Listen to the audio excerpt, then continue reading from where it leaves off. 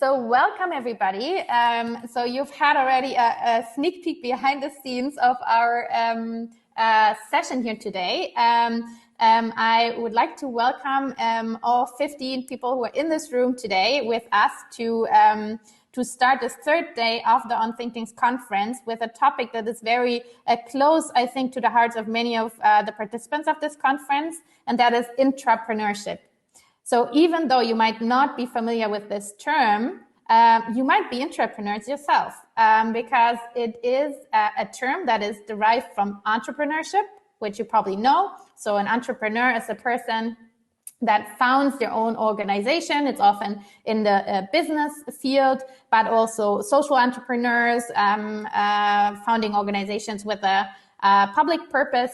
And intrapreneurship draws on that concept. It's actually going back to the 1980s already, but it's much less known.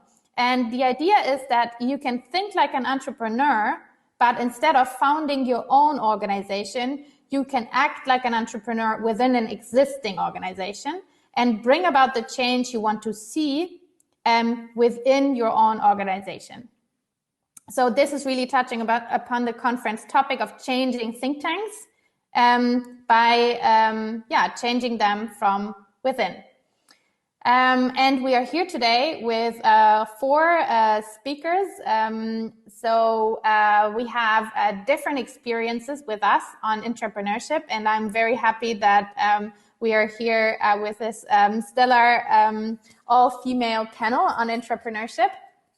And the colleagues here on the panel were chosen by diversity in a first sense. So we have different backgrounds and different day jobs in a sense, although we're all working in the think tank sphere. So we have Annapoorna with us, who is Director of Communications at PAC India, which is over a 26-year-old think tank based in Bengaluru in the south of India.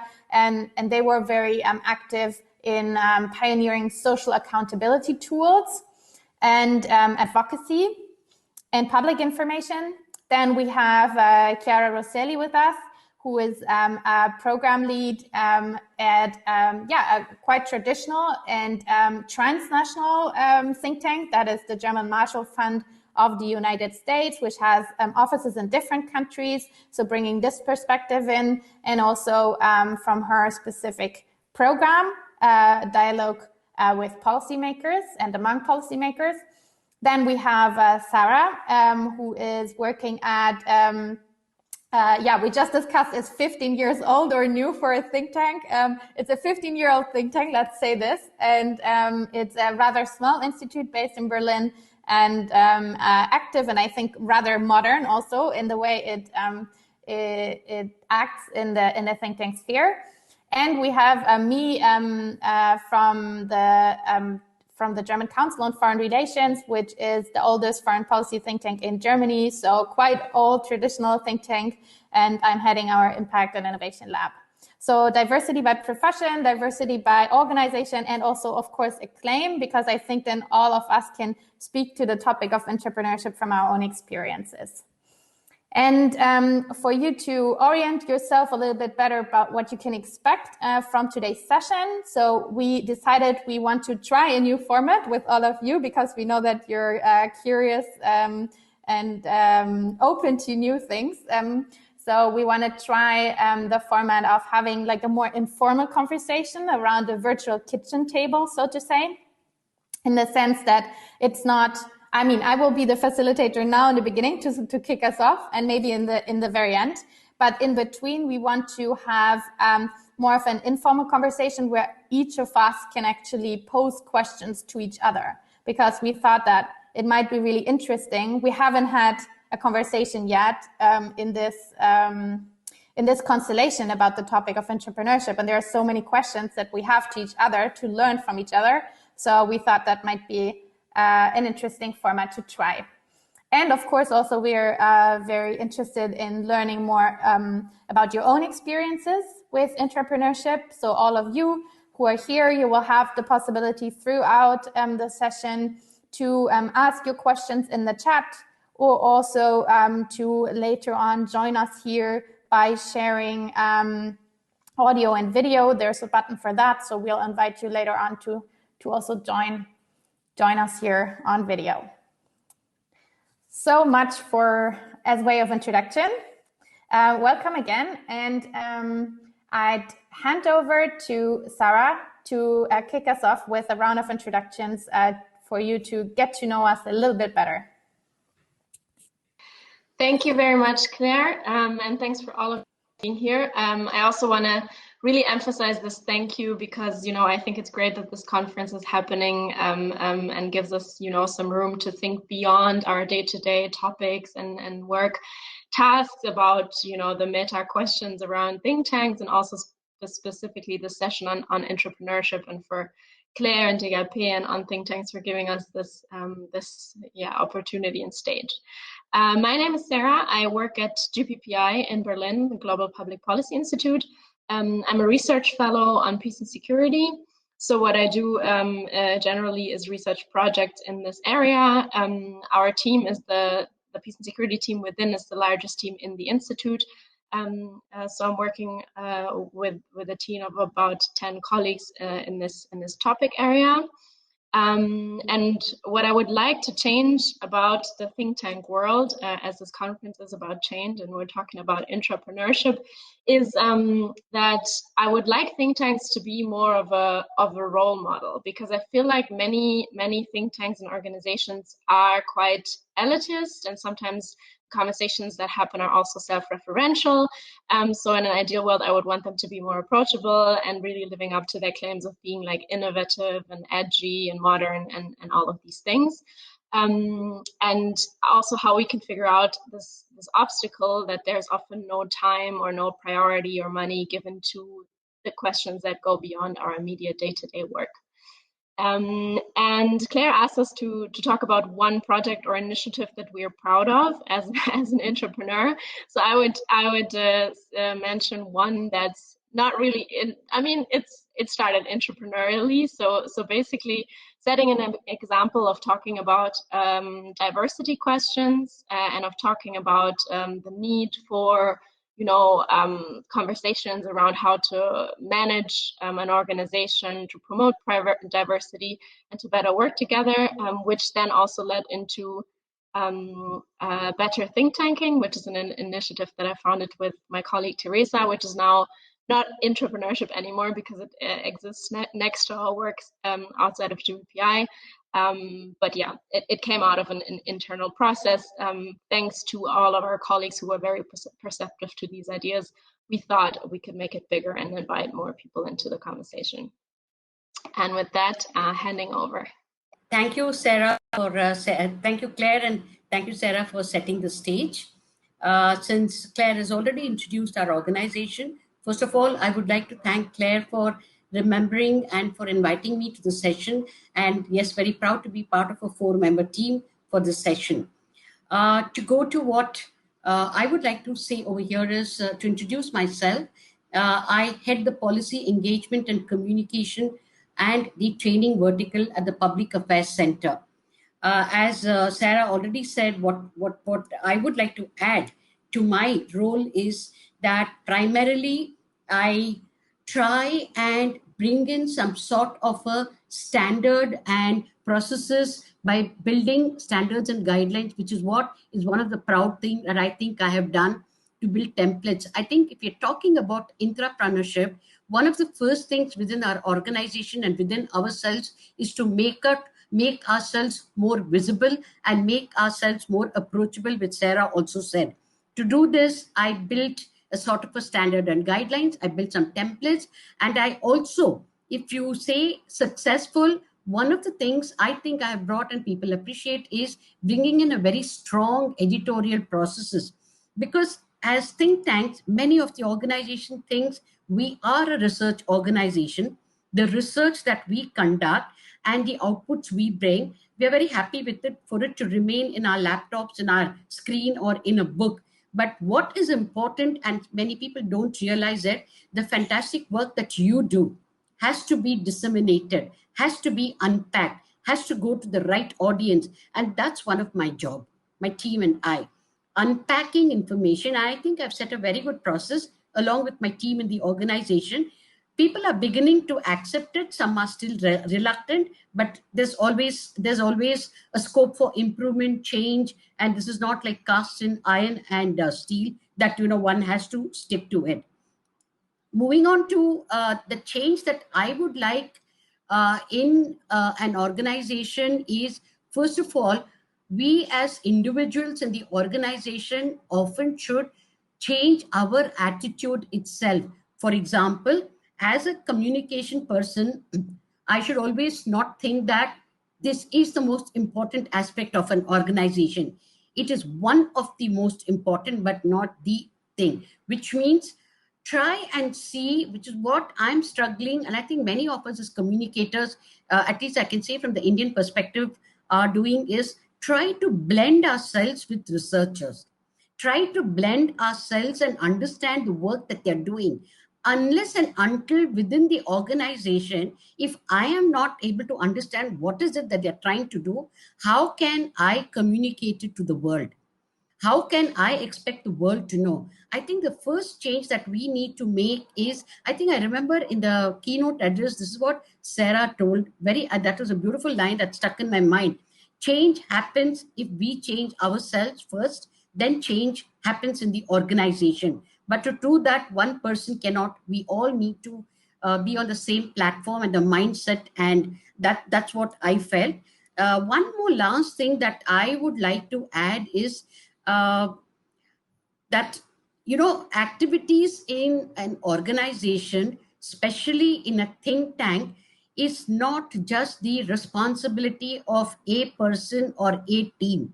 It is a group of team members who come together to make a success. If I have to take the example of my organization, right from the support team, which is the admin, the finance, the comms team, the training team, of course, the research team, we all have to at some point come together to make it a success. More so since we are engaged with a lot of government projects. So there are a lot of different ways that they think. So I would at this point like to end what I want to say. Thank you for this. Over to Chiara. Thank you, Annapoorna. And I definitely agree, and there's more to talk about on some of your points.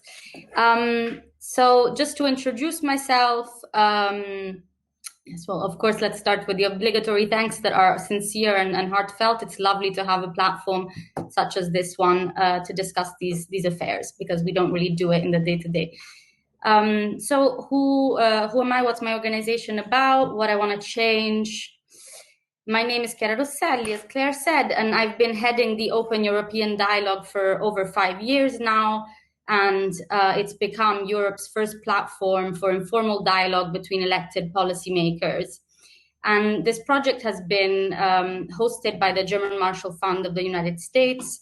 And since the beginning, it's been a collaborative project. We work with the Istituto Affari Internazionali in Rome, CIDOB in Barcelona, ELIAMEP in Greece, in Athens, and Apropos now recently in Berlin, Advancing Process in Politics, our newest member.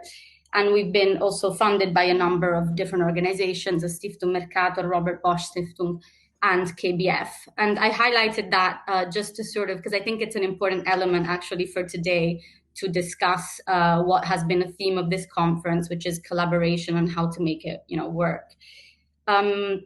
But back to the main questions for the introduction. I mean, what we do with the Open European Dialogue is really try and bring policymakers together that wouldn't otherwise meet with each other or that wouldn't otherwise have a space for constructive conversation.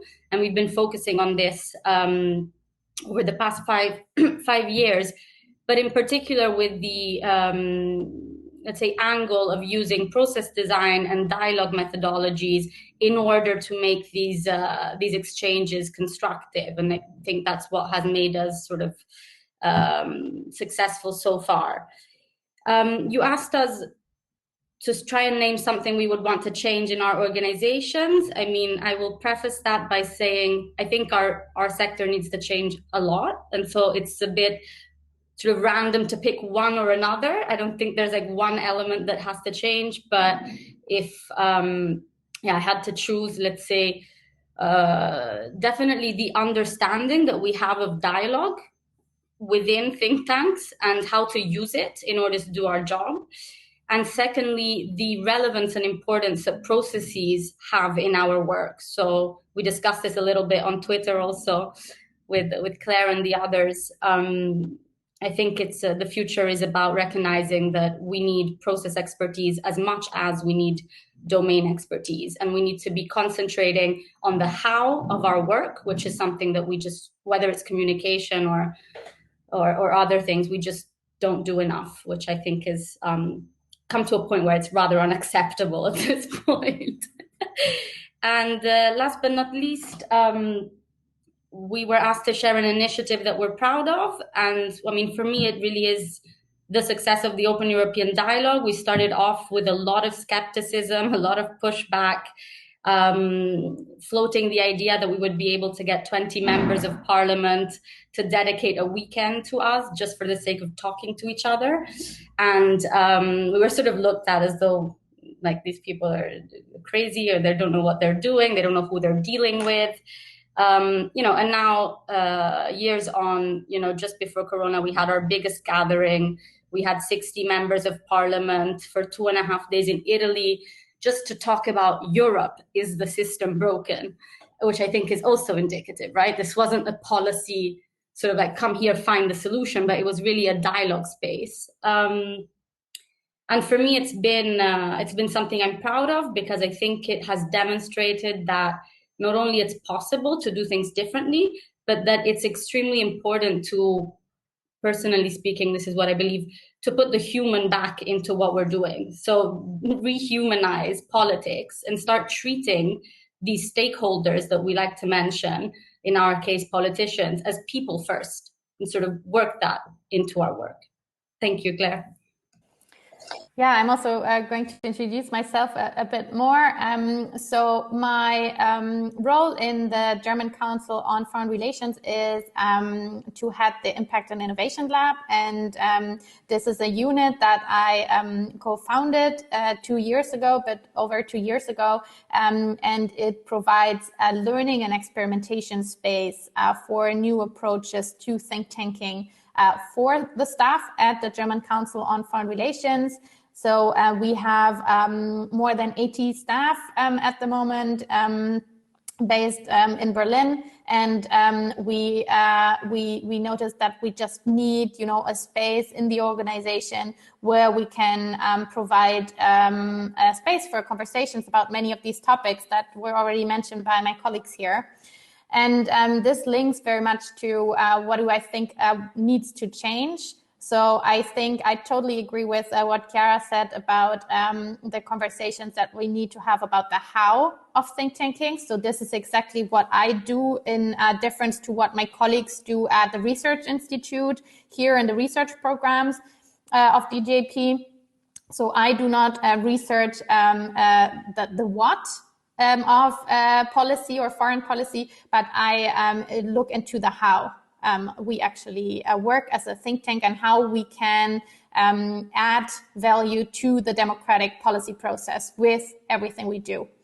The thing is, when I started working in the think tank sphere, I had the feeling that many of the offers, the publications, the events, also the work practices internally in the organizations weren't particularly speaking to me. Like, I had the feeling that maybe this is, just not the right place where I'm at, or maybe I just don't get it. Maybe I'm too lazy. I just have to, invest more time reading the long reports and, go to the events, even if I think, it's the same people on the same panel saying the same thing. So maybe it's just me. But then, the more I thought about it and the more people I talked about, I realized I'm not the only one. And it's just more about how do we get out of the practice that we've practiced for so long that we do not recognize them anymore as something we can change. And I think there are 3 things in particular that I think really need to change. And this is specific maybe to the German think tank landscape. I don't know, maybe it's also similar in other countries and regions. So, and these are actually, I think, like almost founding myths of the think tank world. So first is, I think, the raison d'etre of think tanks is often that they say, you know, we are a step ahead of others. We're a step ahead of policymakers, and that's why they come to us and we can advise them. And I think if you really want to be a step ahead, then you have to heavily invest in that. You have to heavily invest into organizational learning and staff development and, you know, lifelong learning. You cannot expect people to just do that on their own if you think that this is really what you as an organization are about. The second thing that struck me is really that it seems to be often a very tightly connected bubble where, you know, everybody knows everyone in their own policy field, that it be, you know, Europe or security policy, you know, they go to the same conferences, they read each other's papers, etc. But strangely enough, there didn't seem to be a systematic exchange on the how of how we do things we do. And also not a space for professional self-reflection. And if so, then it was very ad hoc and only for senior management. And I strongly believe that we need like less hierarchical conversations about all these topics with like everyone involved in this kind of work that we're doing. And the third thing that I think really needs to change is this attitude of we know it all, and to really like treat the people we work with, the policymakers, the people working in other fields, also citizens, who are maybe not every day spending like 8 hours plus on like analyzing policy, as like people in their own right who actually have something to contribute to the debate. And I think for this, we have to heavily invest in our expertise of co-creation processes, of process design, in general of facilitation, to actually bring all this knowledge together and bring it to fruition. And yeah, and this is actually what I've tried to be doing here at the German Council on Foreign Relations. So providing a learning and experimentation space to try different ways of working as a think tank. And it actually started, it is an intrapreneurship initiative because it started from a very small thing that we did. We started with a so-called method breakfast where we, a colleague and mine, we started coming together as an organization and have like a different topic on it with just a coffee in the morning and every month or two with a different topic. And this has been running now as an internal learning format for 3 years already, and it's very well received. And from this, then other initiatives sprang, and this unit could be created. And I'm very proud that so many colleagues are interested in this kind of thinking, reflection, learning more. And this is really something that I see as a joint journey that we are on. So now I would like to have to also ask everyone else here, and I see we are 23 people in the room, to join the conversation and share with us in the chat what would you like to change in your organization or in the think tank field at large.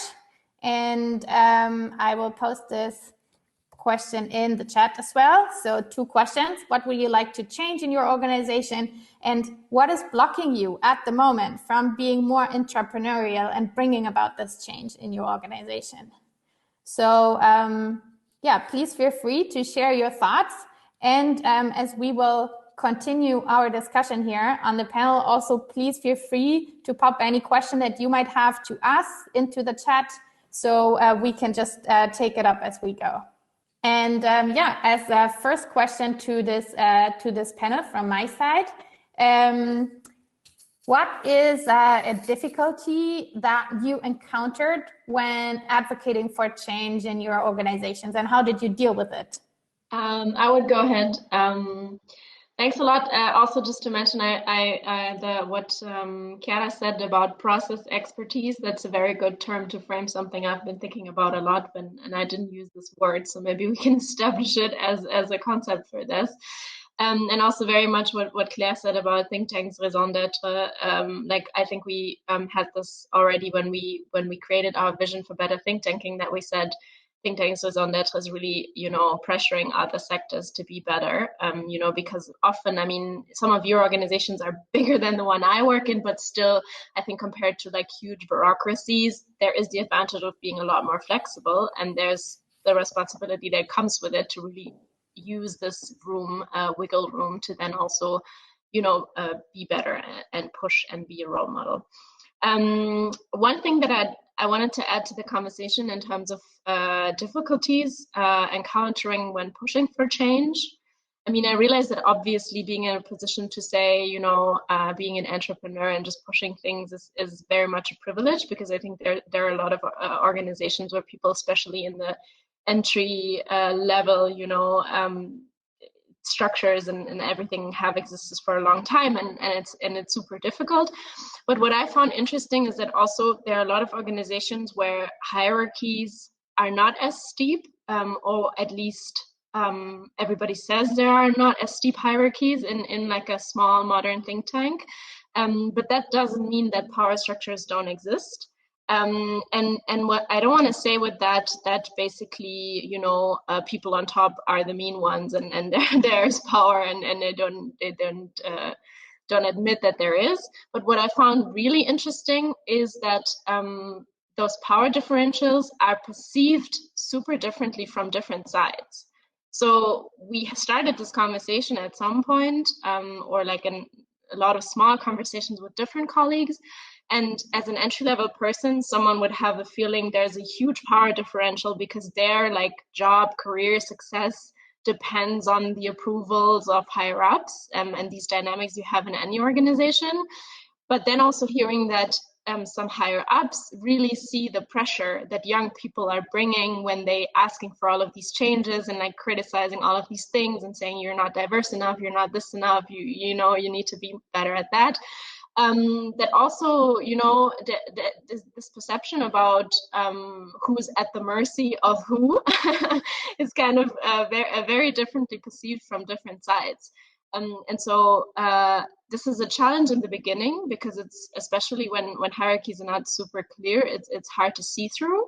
But I would really say it's worth having this conversation to really find out where the resistances, where they come from, and how to work together to basically overcome those and really enable change from within. Yeah, I think that's absolutely brilliant when you said that. Just because we think, and it's the same also in startups, right? Now, linking back to this entrepreneurship scene, so many startups saying, we're working new work and everything. We don't have hierarchies, but it sometimes just makes hierarchies less transparent, because of course they're there. There's always a funder, there's always a founder. There is like somebody who can sign things which others can't sign, etc. So absolutely true. Yeah, it doesn't mean that there are no power structures. I come in on that, Claire, because I wanted to add on something that's also been said in other parts of this conference. I'm quite skeptical, Sarah, Claire, let's hear what you have to say as well, about sort of this idea of like we map power structures and then we co-opt this and for exactly these reasons. Like one thing is hierarchy, one thing is power. I have, and I'll be honest, little sympathy for the, people with the formal authority feeling pressured. I mean, that's kind of your job. So it's not exactly the same sort of level of, if you see what I mean, responsibility. But sort of to get back to sort of what the difficulty is, I do think status, if we want to define it as that rather than hierarchy or power, but status is a big problem. And I mean, I can only speak for also my own experience, because it's not like we've studied these phenomena, but we're just speaking about what we know, both personal status, but also related to the type of work, right? So I encountered a lot of skepticism, and as a joke, I call what we do post-it politics, because we use post-its and sort of the perception of the environment that we're in, where the work you're doing is not serious. You don't look like someone who is serious enough. I think that's a problem. And like Sarah said, sometimes the solution is just to sort of speak about this and create a new awareness. And I'm pretty convinced that it's important, given that you can't sort of change these power structures in a way, to work with your allies first, to make sure that you create a place where people who are like-minded can prove their worth through actual work, not through saying this is going to be the next best thing, but actually proving that we have products that work, and then, you know, slowly bringing in other people in different positions within the power structures. And I think a lot of the nice points have been shared by Sarah and Chiara. What I would like to add is, a lot of times we within the organization and within think tanks think we are competitors. Actually, we are not. We should work as colleagues. It's okay if I'm working with, let's say, quality education, and Claire is working with environment, and Sarah with migration. But it's all ultimately going down to human development.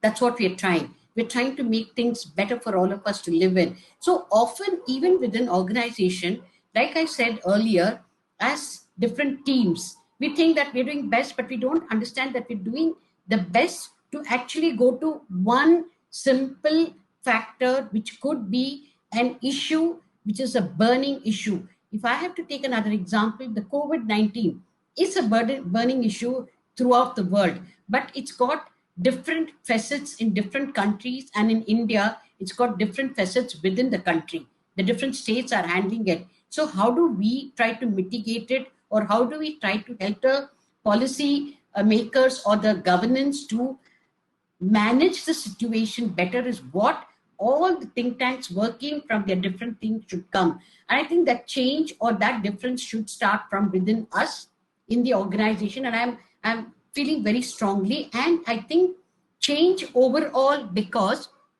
we are 27 years old. We had a fantastic founder who's no more, but a lot of legacy that is he introduced are of not great importance today. Yes, he laid a fantastic foundation. That's why we started off. But things have changed. Technology has come in. More visibility, more interaction has become the norm of the day for think tanks. Without that, nobody will know what you're doing. Nobody will come to you. I think that mindset and that challenge is something at least I'm facing, and maybe people like me are facing. I just wanted to add, because I think very interesting points and relevant ones were already covered by the other panelists. Yeah, I would definitely also a good addition, because when we talked about this before, one part is obviously the difficulty or the challenge, right? And then the question is how to overcome it. And as part of a way to overcome it, I would totally agree with what Chiara said, that getting like-minded people on board, getting allies on board, Absolutely. But not only those that stand out as allies, but also, you know, using the small personal encounters to actually find out who may be on board with what you do, because often it's not that obvious at first sight, or there may be some, you know, silent allies who haven't yet stepped up and, you know, who are not immediately around you. So this was definitely, I totally agree with that. And then also what Annapoorna said, and relating to the fact that we all say there's often not enough time or resources to think about the processes and to really, you know, put thinking into how to innovate. One way to also overcome this is, I would always really advocate for innovating within the small wiggle room you have within projects, right? Because I may have, you know, a lot of great ideas of things I want to do. I don't immediately have the room. But actually there is sometimes within projects that have been done for a long while, and everybody thinks, okay, that's how we've always been doing it. And I think often the only option we have is to say, no, we need to start doing it differently in the projects and the opportunities we have. Because if we, you know, just think about how to do it completely differently from the bottom up, this will be very, very difficult to then start a whole new, you know, format everything. Obviously it can succeed, you know, Chiara's project is maybe a good example of it. But also there's often room to do it in the small things and small opportunities that exist already. Yeah, a difficulty that I encountered is fear, and it spoke very much to me yesterday at the session organized by Soapbox about the power of imagination. And I think this has two sides, right? One is the fear that was mentioned, you know, the fear of being seen as silly, the fear also, Chiara, what you said, of not being taken seriously. Not everybody, you know, feels so steadfast and, so determined that they think, okay, I don't care what others think. Because I think the think tank field builds so much on individual reputation and really like almost like branding of individuals that it can feel risky to, step out of this and say, okay, I'm doing things differently. I'm going to use Post-it or whatever. I remember when I joined DGAP in 2015, like nobody used whiteboards. Nobody used Post-its. Like it existed somewhere like a broken whiteboard, in the organization. I said, guys, we need this. We just have to be able to work more visually and, to have everybody on board. It increases effectiveness of meetings. It increases transparency. It allows people to come in, etc. So just these small things already. So this is the one side of the coin. I think the fear of being not taken seriously and then harming your or your organization's reputation with doing like silly stuff. And I think the other side is also this lack of imagination in a way that we haven't created enough spaces for thinking wild, not only because people might fear this, but also because, and I think this is something that Ronja put in the chat as well, the incentives are not for thinking out of the box. It's not something that is applauded. And we also, most think tanks don't have like dedicated spaces where you can just like try things without much consequences. So this is really just showing already what is possible, can really widen horizons and perspectives, and then encourage others to also try something new. So this is definitely things that I encountered, and I think how I dealt with it is really to create these pockets, to just get people on board. Also, what other colleagues, Chiara and Sarah, what you said. That to work with those who are maybe curious, not already like up on the stage and saying I'm an ally, but like more those people who are curious to learn more and try new things, and not to waste too much time and energy on the skeptics. This can really drain you, and also show how it works in practice, and then talk about it. And it's really about repetition. So really try to take the space in like internal meetings, present what you've done, why you think it has worked, show positive feedback from the stakeholders. So, also to really show that this is not just something that's happening in your own head, but that is really working. And one more thing also that I thought was weird, and which is something that I would like to change also, it just came up. Is this idea of like, how do we convey knowledge? I think in the think tank scene, it's still this idea of publications being the gold standard. And I think, people, there are so many, since humankind existed, there have been so many ways of, conveying stories, conveying information. Like, why is it this like writing and reading? Why is this has become so limited and so dominant? And I think today, there has never been a time where we have had so many tools at our disposal to convey our expertise in a varied and interesting and even exciting way. And we don't use it yet. It's still about who can publish most and how fast you can write something about current developments. So I really think that this has to change. And I think podcasts and whatever, even documentaries or whatever are cool formats, they should reach the same level of acclaim as publications have. I just have one point to add to what Chiara and what Claire you said is, in our organization, in order to involve and break open the minds of youngsters, we started a platform called as Young Thinkers Club. What we did was we got the youngsters in an open forum to talk about anything that they think will make a change in the organization. When we started it, it started very well. It's about a year back we started. We had meetings, and what we did was from the seniority, senior management, we tried not to attend those meetings. We said that chances are if we attend, a lot of thoughts will be closed. They might be scared to say, because we have the researchers are anything from 21 years to 30 years. That's how young. And the seniors are 60 and above. So there's a huge age gap. So we consciously didn't go. But what happened was, maybe because of a lot of work, maybe at least they felt, it just died. It started so well. Beautiful things came. And as a communication head, I made them write papers. And I also like what you said, Claire, is a lot of people don't think, a lot of researchers, I mean, that publication, writing articles has to be part of their system. I can write, but I cannot write as well or as deep as what they do. I can write what I understand. I can write on what I know. I can write on what I understand. But there's so much of rich knowledge. So one thing I've adapted in the last 2 things is, I have roped in one data analyst for one article. I have roped in a researcher. I'm writing with them.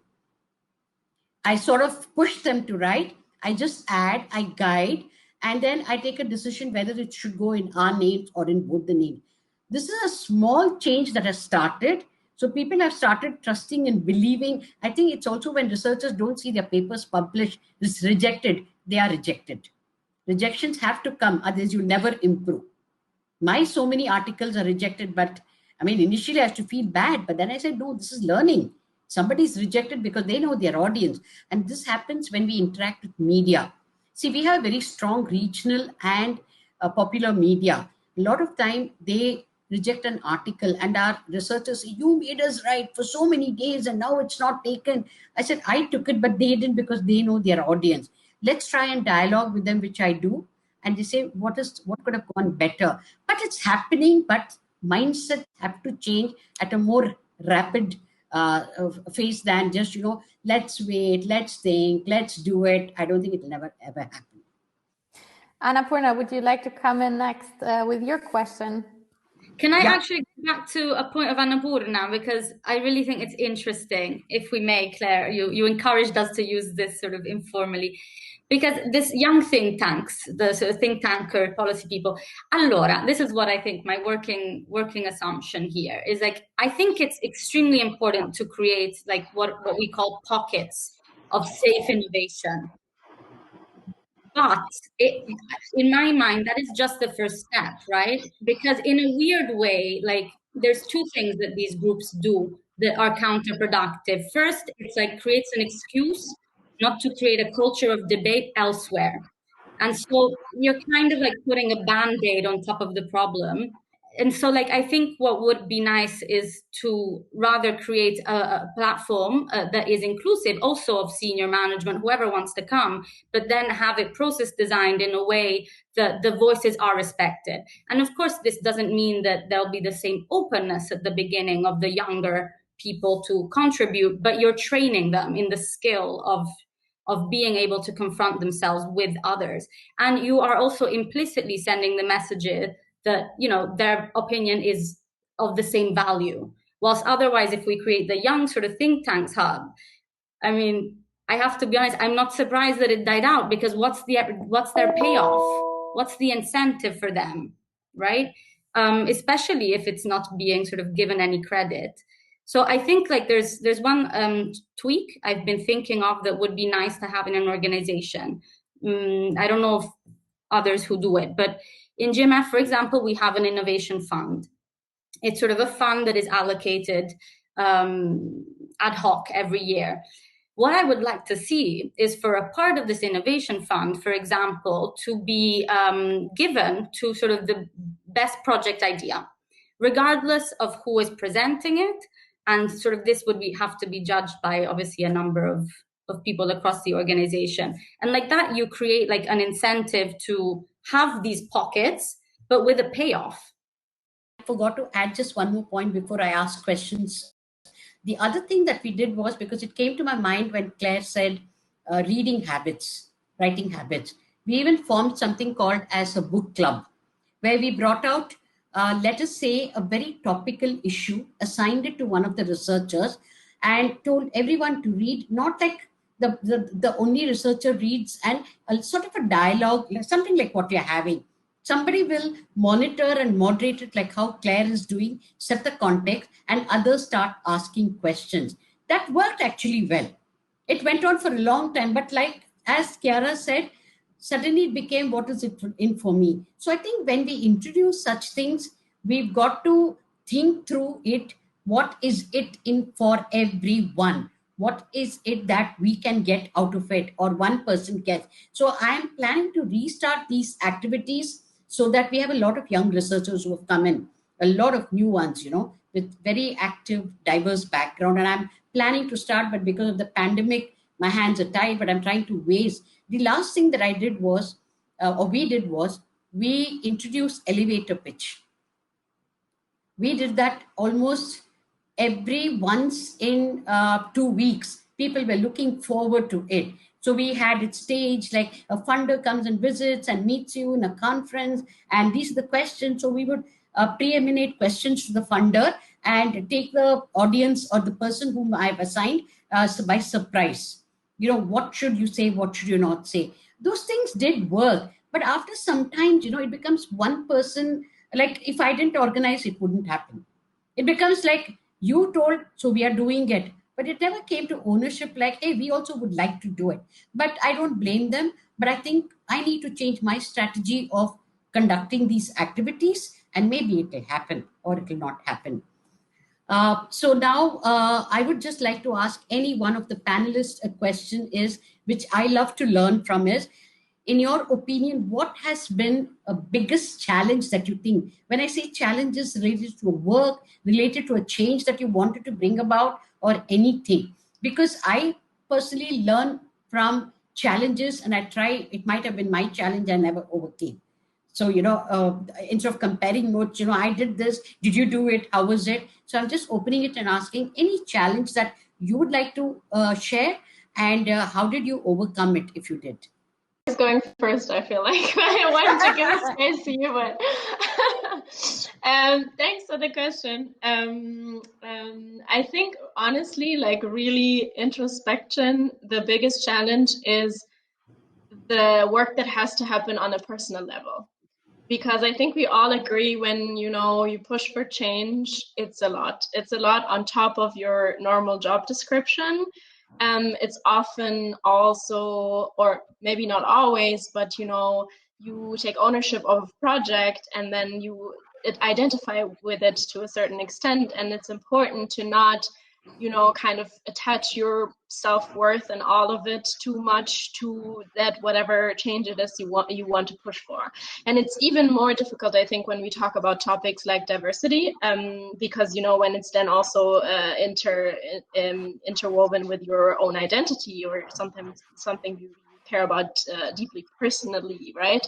I think that's like a big challenge, where we really should give people credit for coming forward with ideas, coming forward with pushing for change. I think this is underestimated. I also think it's fair to criticize the sector for not being not being enough support on this level. Obviously to a certain extent you can say everybody has to figure out their own personal stuff, but it just doesn't work like that, because we talked about already power differentials and all of this. It's not the same for everyone. So this is definitely a challenge. And one thing maybe I would like to add to that, because I liked what Rania and also Enrique wrote in the chat, about challenges for young thinkers, where seniority is very much rewarded. And then Enrique said something about the audience, right? And I think this is really one question that helped me very much, that I heard on some podcasts or read in an article, is when you do something, ask yourself, who's my audience? Really, like, who's my audience? And also in every different moment, right? Like right now, or when I write a certain piece, or when I stand in my organization and say something that I would like to change, because there's this tendency to see like which people are, publicly acclaimed in a sector. And I work in international security. It's not a very diverse field. Seniority is very important. But at some point, I think you see that, okay, I'm kind of young and new here, and I'm not going to get the attention of like all the suit and tie wearers, who will credit me with years of expertise and like whatever. And so there's no point in trying. And really sometimes there's a point of saying, okay, I'm going to own now who I am, right? And if what I think I am is like a bit more innovative, a bit more, creative, a bit younger, and actually I don't want to be like the rest of you, and owning this and then finding an audience you speak to, and then taking basically, the positive reinforcement you get out of that, out of, interacting with guys like you, is something that helps very much with this challenge that exists on a personal level. I'm happy to come in after Sarah, because my question was also sort of in this direction. So I'd like to give that a bit more space. I am, very reticent about this idea that, change is just ultimately for the best and everyone's going to get on board. And that's not true. Like, I find that that's not true. And that actually the first thing we have to tell other people who are looking to be more intrapreneurial, for me, is we'll know why you're doing it. Like, be extremely certain that you have a good reason beyond just getting another grant to do it, because it's painful. It's a painful process. Like, real change means upsetting people, upsetting a status quo that, works for certain people. So I agree with Sarah that, and that's what the question for me, for the group was, given that this sort of work requires a lot of resilience, so what tools or tips or tricks have you used in your management of your role to keep you sane and motivated? I can combine these two questions of Annapoorna's and yours. So I think when it comes to challenges, I've mentioned already fear and lack of imagination or courage, which I think is not so much like on a lack on individual personality base, but really like a lack of wrong incentive structures and like a structural problem in our industry. And then also I think which comes in addition to it is also a lack of funding and time being invested in staff development, because I think that when we talk about staff development, it's not only about domain expertise that people have to gain, but it's also about having the courage to say uncomfortable things, right? If thinkers are there to speak the truth to power, which is of course also a very controversial assumption. But if that is the case, then what does it entail, right? What kind of mindset do you need? What kind of self-consciousness you need to actually do that? I think there's so much behind that to actually put people in the position that they feel comfortable to speak truth to power within organizations and within the policy bubble. So I think that this is really something we have to invest much more into staff development, and I really think that this is a challenge. And to speak to your question, Chiara, I think yes, I think it requires strength and resilience, and especially what we call in German langen Atem, like a long breath. It means that you have really the resilience, the strength to stand up again. If something didn't work, if something failed, and you just go on and like try again in other ways, and you keep doing it and keep pushing for a long time. So being in there for a long haul, which also means you need some good self-care practices, which were also mentioned before. Like Sarah said, try to find people who share your vision and who share your values, because this can really top up your battery again when you're low. And you can see you're not the only crazy one. And other things, so just taking care of your own mental health and trying to be good to yourself and tell yourself you're good enough, and you cannot as a single person revolutionize a whole industry that has grown for 100 years now. So rather work in communities. But I think, like, answering to what Chiara said, I think it's true in parts that you have to maybe sometimes upset people, but my experience has been that working the other way also is actually maybe even more successful in the sense, or effective, because I think that a lot of energy gets lost if you try to convince people who are maybe not of your opinion, and that you can instead, you don't always, I think, like, creating internal change in organizations does not necessarily mean telling your colleagues what they do is wrong. I think it entails showing that the toolbox is broader, it's bigger, that there are different ways to do things, and also to create a sense of community around it, and really show that, you know, we're in this together. I can help you. You know, maybe you don't know all these digital tools now, and there's Corona that asks you to, you know, all of a sudden, like, learn so many new things in addition to what you anyway have to do. And like, try to be a little bit also sometimes in the background and just trying to consult with colleagues and help them shine, you know, in their own right.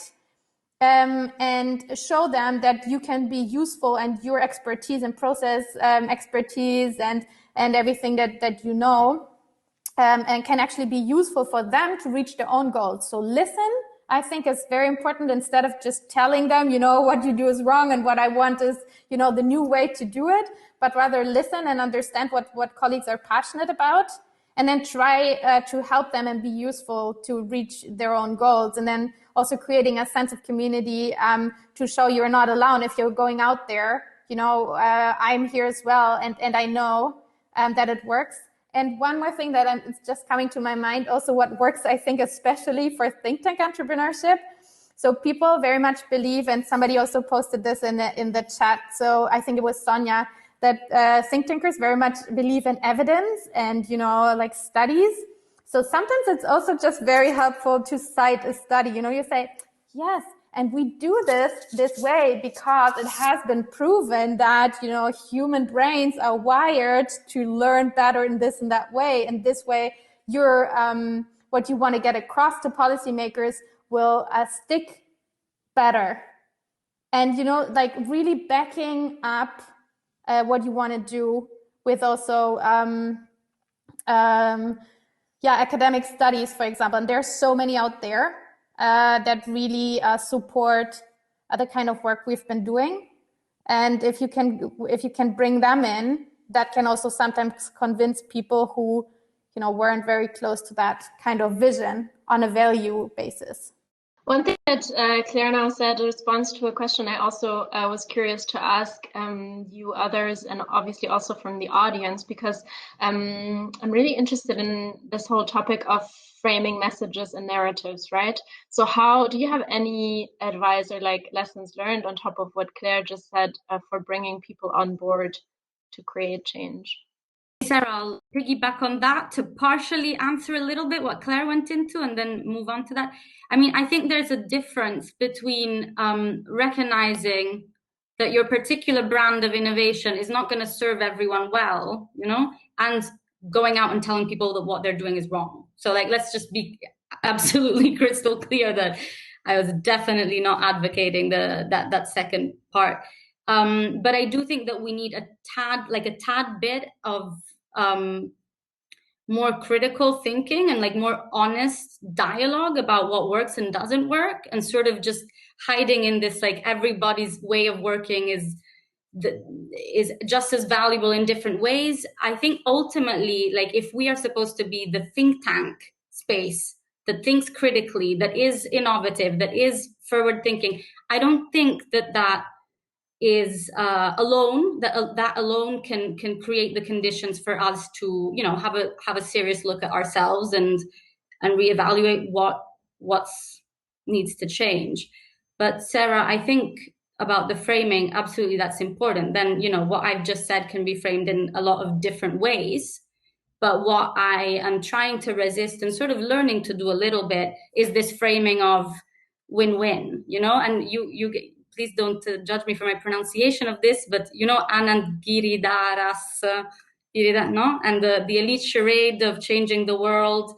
I think he's the one who sort of put forward in our faces that maybe we should stop, blindly believing that all change or all progress is just going to serve everyone, because there are winners and losers no matter what process of change.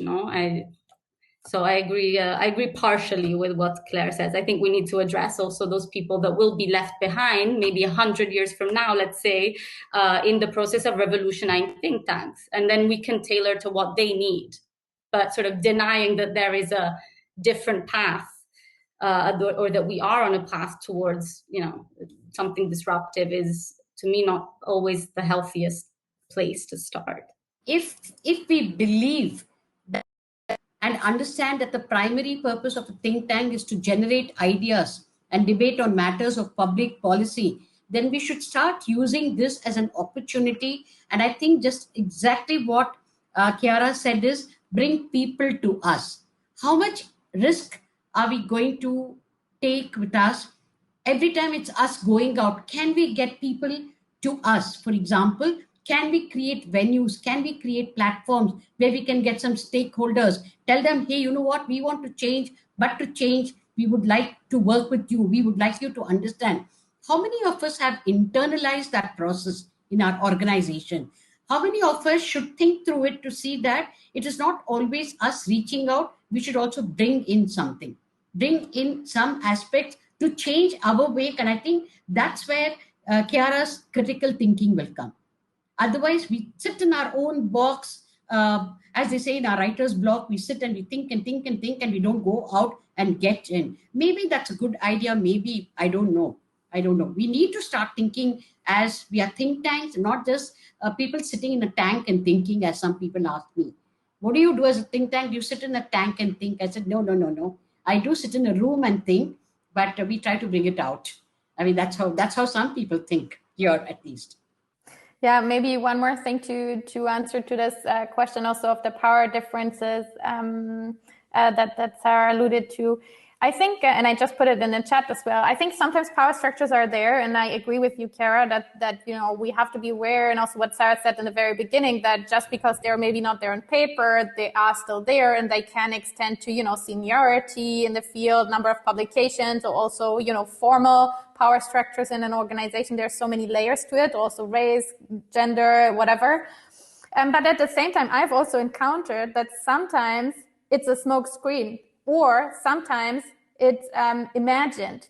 So many colleagues, for example, they told me, I would like to try something differently, but I don't think our stakeholders will like it. I don't think they're open or they're ready to try it that new way. They come here because they want exactly that, what they've always had. And, I don't think they want anything else. And I think this fear of not being taken seriously because, policymakers coming in, and then we bombard them with Post-it or whatever, and they will go out and think, okay, DGAP is crazy now, I will never go back. I think this is really not the case. And we've shown it so many times that we can be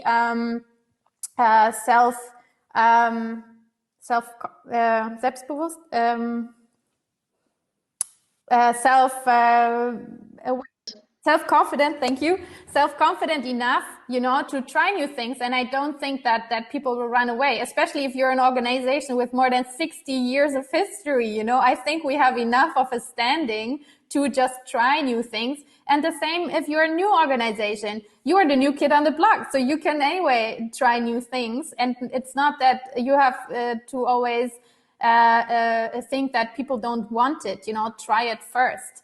Had in the newsletter, in the Better Think Tanking newsletter, I think at least once a piece about psychological safety, right? So the basics of what people need in order to express themselves freely. And really, this is one of those examples of research evidence that you can give to think tank colleagues that are very much about data and evidence, where it's really proven how, when you're insecure in your position within a work environment, how on a biochemical level, your brain isn't able to think creatively anymore. And, all of these things we want think tankers to do basically are inhibited by a work environment that doesn't, you know, give them a basic level of positive reinforcement and positive feedback and all of these things. And I think that's one message that I find very important, because the sector and a lot of people who work there can be very intimidating. And it's so much, you know, built around personalities and personal branding and so on. But really, a lot of it goes squarely against the evidence of how people are allowed to thrive and think creatively and all of that. Yes, exactly. So yeah, I mean, all of these you know, even I think, I definitely think larger organizations who can afford it should use a part of their staff development budget for, you know, like coaching sessions and counseling sessions to enable people to, you know, do the work on also a very personal level. That was just one thing that just came to my mind. And also, you know, because it's very important not to you know, put all of yourself into it, and then, you know, have a feeling that it doesn't lead to too much. And maybe one example I wanted to mention also with what I just said about who's your audience, right? So when we started Better Think Tanking, we had done some conversations around diversity and all of these things within our own organization. And then at some point we felt like there is a lot that we're just now going to put out there and see whoever is interested. And we consciously made the decision not to try and find out what people want, who would be offended by whatever, you know. It was very much this, okay, we have to manage our own energy. So what we'll do is what we think is useful, and we'll put it out there. And then let's see what happens, right? And actually, some of the people who we would have never dared to confront with these things then came to us, right? So like really head of some think tank was never been the first person I would, you know, go to and say, we really need to work on all of these things. But it's a good example of also what Claire said in terms of smoke screens, or, you know, all of these fears, that sometimes trying to find a way of doing it anyway, like among us, among the people where you know you're safe doing it, and you never know what comes out of it. In the end, there are more supporters than you may think. And then if you then can go back to your own boss and say the boss of the other think tank said, hey, what they're doing is cool, then you have a whole new, you know, range of arguments to back up your ambitions with.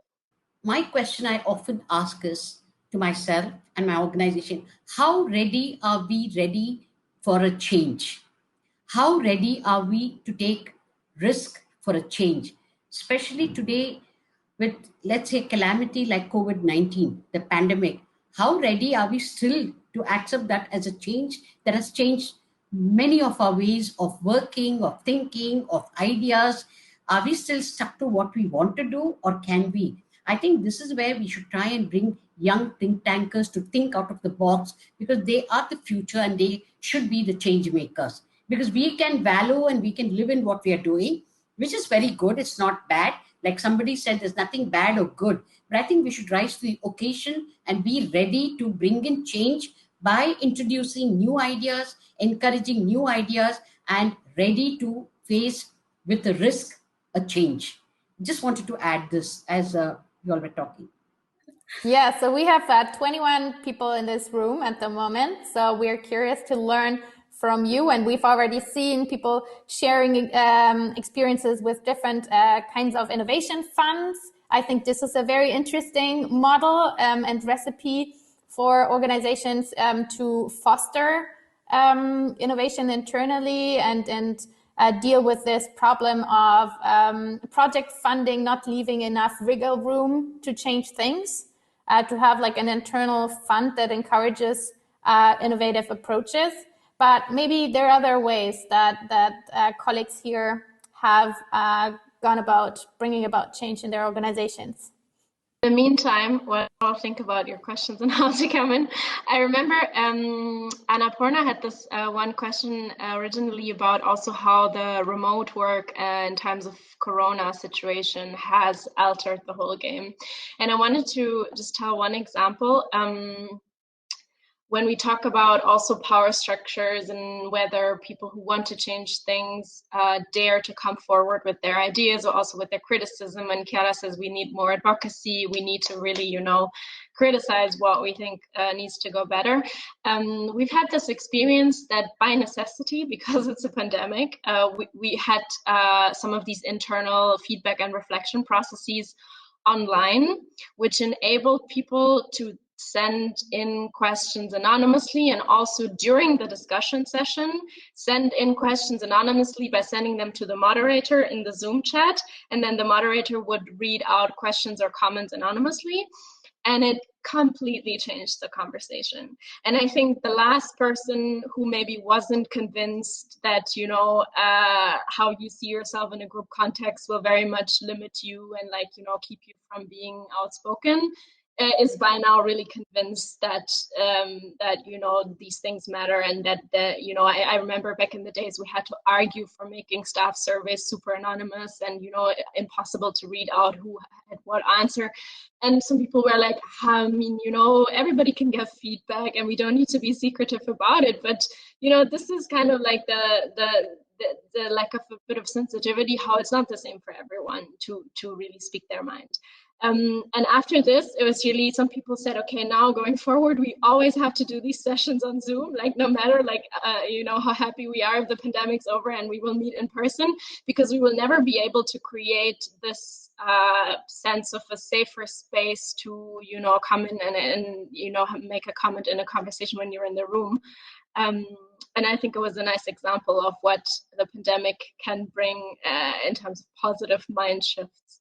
Yeah, Sarah, I wanted to sort of just agree, because I think if there's one fundamental change, we discussed this in the DGAP focus group. No, we had a little focus group about what to change in think tanks, and there's a lot of structural challenges for sure, right?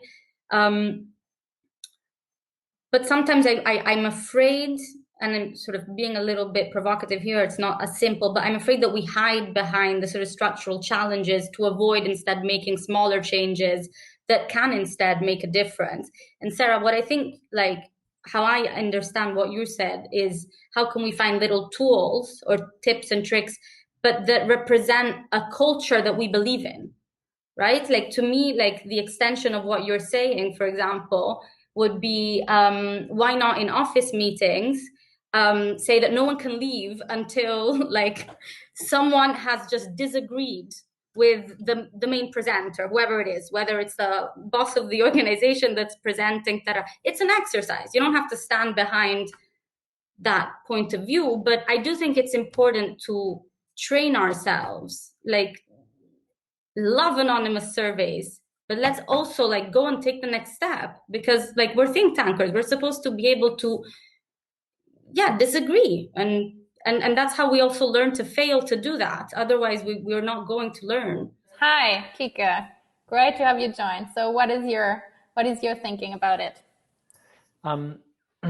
I've been also commenting, so I'm sorry if I'm taking over too much space and time. But no, I mean, I don't disagree. But I think I am. My comments of trying to add throw some caution, I guess, maybe into efforts of change. And I go back to my time when I was at a large think tank in ODI and working for a program that was trying to support the organization as it moved from being a research center to a think tank. And what you see now at the Overseas Development Institute, I think to be honest, the fantastic communications they do, that took a long time. So I wrote in the chat, at least 5 years. When I first joined, the comms team was a small team hidden somewhere under a research program that managed the website, and that's about it. And then it became a large team across the organization, and there were a number of iterations of that model. So lots of steps forward, but lots of steps or sideways. There were a lot of fights within the organization, or clashes between people and personalities. And I think one of the main lessons learned is that what really worked was when us, who were kind of part of that process and the comms team worked with the grain of the organization, when it kind of accepted the culture of the organization, accepted people's fears, right? It accepted people's concerns. It didn't push them aside, didn't kind of bulldoze over them, but rather said, okay, well, don't worry, but we also work with people who come in. And so we inducted people as they came in into new ways of working. And so slowly, the organizations have changed. And I think that's the thing about change. I think change is possible, but sometimes we forget about the pace of change or the speed with which change happens. If you're facing, and I've seen many think tanks see this. I've seen, for instance, a think tank in Chile a few years ago go from a business model that was, I think, is 80% core funding. In 2 years, they went to a business model that was 70% project funding. They completely changed. They changed staff, everything. That speed of change had to do with the board and everybody in the think tank realizing that either they changed or they closed. So when you're looking at the recipes, yes, you're probably going to be able to bring about change really quickly. And maybe last year was an opportunity. But in normal times, especially in a think tank where people think things through, I think that we have to be very careful about the speed of change. That's the main comment. And so I think we can do it, right? As I'll say no, but we have to be very careful that different organizations will change at different speed. I can imagine, just by having walked into the DGAP now over a year ago, that it's an organization that will value its tradition, maybe more so than a think tank that is fairly new, that is sort of set up in a co-working space. So we have to think about that, and the speed of change, I think, is a critical factor. Comment on that, because I really think it's critical what you said, and it's linked to like how to deal with the speed. I think it's really important, first of all, to acknowledge it, what you just said, that it's important to, if we ask for change and if we need colleagues to buy into it, then we really need to acknowledge that it requires energy and time to adapt, and also to show appreciation for what has been there before. So not to say, okay, this is the new cool shit, and everybody has to do it, and what we did before was not cool and is not cool anymore. Because also, if you look into organizational development studies, it's appreciative inquiry that really helps most, like to show that people, that you value the investment and the time that people take to try to change, and also to show appreciation for the expertise and what has been there before, because most people are really passionate about their work, and you can rather get them on board by trying to see, okay, how can we tweak it? How can we all make a better impact, instead of saying, okay, what you did before didn't work. But this is really interesting. Look, if you're interested in this appreciative inquiry, I think it's some really powerful tools in there. And some more points I want to mention. So this question about little tools and little hacks in everyday life, I really like that question. So how could we make a first step into change? And I think one thing that has really changed something about our meeting culture here at DGAP is that we introduced rotating facilitation. So we have a giant staff meeting happening once per month. And before, traditionally, it was hosted by, the management, and they were asking the questions and they were putting up the agenda and everything. And now, since I don't know, maybe a year or so, I think it coincided with putting it online. But I think it might also have happened if we weren't going to do the staff meetings online. We are now having rotating meetings, and it's sometimes really junior colleagues, facilitating an 80 people staff meeting. And it's so cool to see them really shine. They're so funny with facilitation, so well prepared, really good facilitators, often better actually than more senior colleagues. And this also puts them in the spotlight, of course, and more people know them then and can relate to them in different ways. So this is a small hack, which really, I think, brings a lot of change. And one more thing that I want to mention that also came out of our focus group workshop about what needs to change is one thing I think that's a bit of an elephant in the room that we never really talk about, or so far I haven't had many conversations about that, and I wonder how it is in other countries, is the question of staff representation in think tanks. Like actual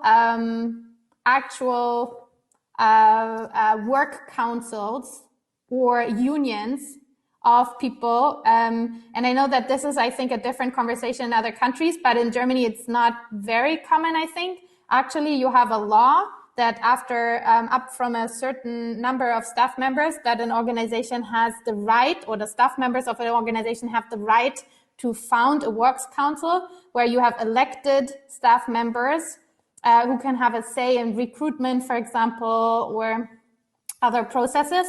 But in many, especially the young and cool organizations that think that they have no hierarchies, it's more of a conversation, because people just think, oh, we don't need it. We can all speak up openly. And I think it's really important to have both, to, start all these intrapreneurship things, but at the same time also have like a formal, staff representation mechanism and people who can have a legal say also. Is there a union in DGAP? There's a works council, yeah. So we have elected staff representatives. It's not a union. This is a second question. So it's separated in Germany. It's like not the same thing. But also I think few people, but it applies to academics in general in Germany. I think it's a problem. Academics in general in Germany are very badly unionized.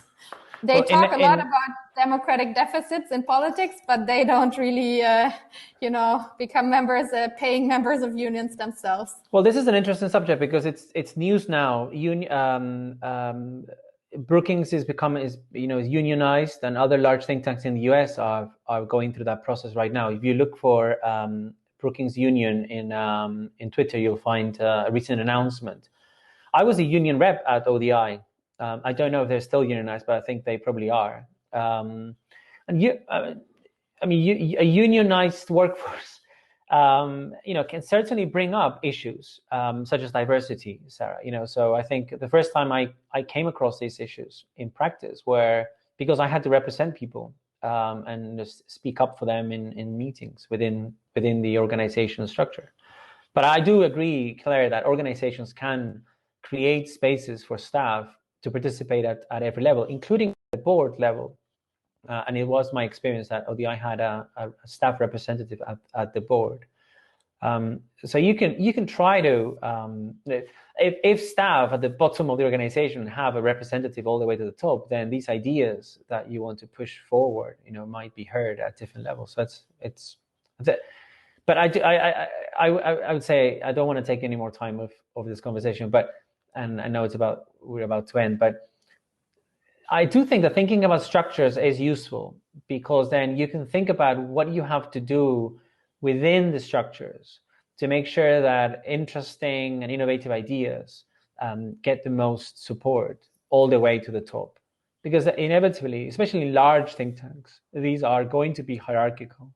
And even if they are not, they don't try to impose unequal power relations, hierarchies do that by themselves. And so if you have representation throughout, then, but I'll say one thing. I think that these conversations are new, having staff think about the how, in 10 plus years of working in this field, more, it's only in the last few years that we see more staff, especially the not senior staff, but younger staff, mid-level staff, more systematically thinking about change. And I think that's a good thing for the sector. Yeah, and as a way of closing this session and wrapping it up, I would like all of us on the panel to share maybe one thing, one hack, one first step or tiny tool that fellow intrapreneurs could take up to start the journey in their organization. Save you from going first as usual. But I mean, we've already shared a few, so rather than maybe introducing new things, I think what Sarah discussed about the sort of creating safe spaces, whether that is a staff liaison committee or a young sort of think tankers, that's absolutely necessary. Maybe one sort of other thing is, for me personally, like one thing that you can all do by yourselves is just try and be involved in other people's work and other networks and other things that are going on around that are not, you know, navel gazing, because we can learn so much, you know. And now, like just now we are using like sprint methodology in our team, and it's just a fancy way to say that you prioritize things every 2 weeks. But there's small things where, you know, you can change the mindset of people in your team, at least by nudging us in the right directions. And I learn most of these things by trying as much as possible to be involved in other things, which have nothing to do with our work. One thing that I would like to say is, Chiara said a lot of things which I also had in my mind. Try to bring in change, and what Enrique said is, in a way, I don't disagree with him, but I don't completely agree. Sometimes we have to rise to the occasion to be a little faster than what we are if we want to make a change, you know. But you have to take an intelligent decision on that. Everything cannot happen at your pace or someone's. So we need to look at it very logically and say that, yes, this is what I want to do. And I think it starts from here, what you want to do. And then you request others or expect others to do. That's one for me. I think we shared a lot of small bits. I would just add one that speaks again to this work at the personal level. What I find helpful is, especially when you feel overwhelmed, try to, for a second, see yourself in the work context as a project and not as yourself. I think that's a very helpful tool to, you know, I'm not saying don't be authentic and everything, but trying to take a step back for a second and see this as like Sarah working in a think tank as a project in my life where a lot of other stuff happens in my life, and trying to make the change that I'm trying to make. I think that's a very powerful idea for like the personal level. Yeah, I want to suggest as a starting point or small hack what I said before. Start with rotating facilitation of your team meetings, even if it's just a small project team. It doesn't have to be like an 80 staff meeting on Zoom. It can be, you know, just 2 or 3, but like share this responsibility.